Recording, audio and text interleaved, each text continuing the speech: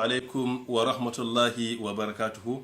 Ina aiki da muryata don na yi ƙoƙarin maimaita kiraye-kirayen da malamai suke ta yi a masallatan juma'a kan mimbarori da kuma kafafen watsa labarai akan muhimmancin karban katin zaɓe wanda ake cewa permanent voters card wato pvc. Bilhakika kwanaki biyu da suka wuce na yi hira da wani ma'aikaci na harkan zaɓe da yake kokawa akan wani bangare na al'umma sun yi karanci wajen karban katin musamman a wurin da shi yake aiki. Manganin da sun tayar mun da hankali sai na fara tunanin me yasa muka yi sake wajen karba. Babban dalili watakila da yasa muka yi sake shine rashin sanin nauyin abun a cikin addinin musulunci.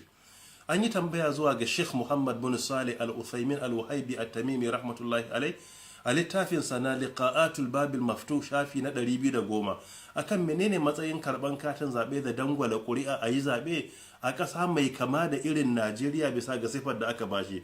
Sai ya ce ana ara annal intikhabat wajiba, ya ce fahimtarsa wallahi dangwala ƙuri'a na kaiwa matsayin wajibi a musulunci.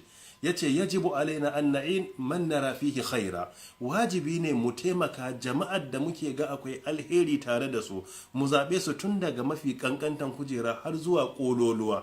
Ya ce idza taqasa ahlul khair faman yahillu mahallahum, idan mutane masu nagarta suka ja da bai suka ki tsayawa su yi takara suka ki jefa ƙuri'a, waye zai mai gurbin su? Ya ce yahillu mahallahum ahlus shar, sai mutanen sharri ya zama su suke tsaya takara kuma su suke jefa ƙuri'u sai su zaɓi 'yan uwansu 'yan sharri. Kula ga wannan ya ce wajibi ne mutane masu nagarta su mallaki katin zaɓe su kuma zaɓi mutane masu nagarta don a takaita barna a yawaita kuma alkhairi, a kiyaye amana, a yi adalci wanda ba za su yi handama ga dukiyar mutane ba. Amma mutumin banza zai zaɓi na banza ne don ya tabbatar da barna a bayan ƙasa.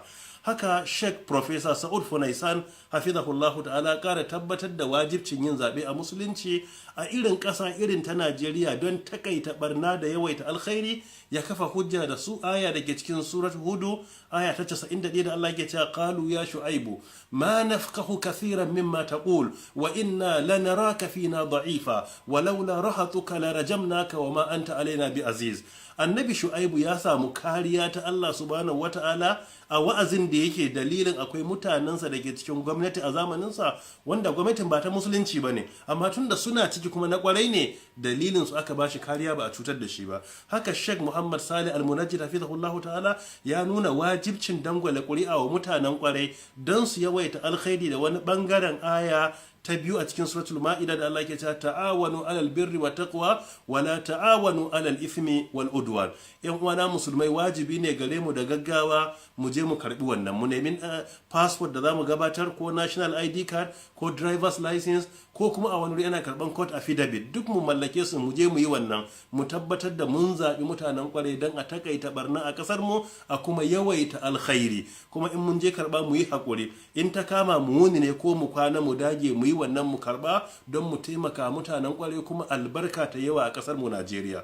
Muna roƙon Allah subhanahu wataala ya taimake mu, wanda ya je isar da wannan sakon nawa ga duk wanda bai ji ba don Allah, kuma mu tabbatar da mu da 'ya'yanmu da matanmu wanda suka kai su yi zaɓe sun yi ƙoƙarin mallakan kati, kuma idan lokacin zaɓe ya yi mu fita mu zaɓi mutanen ƙwarai. Allah ta'ala ya taimake mu ya taimaki mutanen ƙwarai su yi nasara. Allah ta'ala ya samu wani lafiya. Wassalamu alaikum wa rahmatullahi wa barakatuh.